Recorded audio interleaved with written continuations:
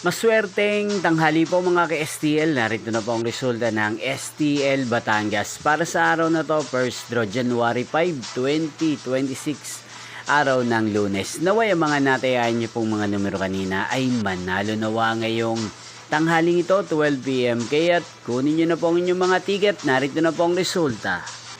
Ang mga numerong nanalo sa STL Batangas ngayong tanghaling ito, January 5, 2026. 12 PM. First draw result 28 at 10 in exact order. Again, 28 at 10.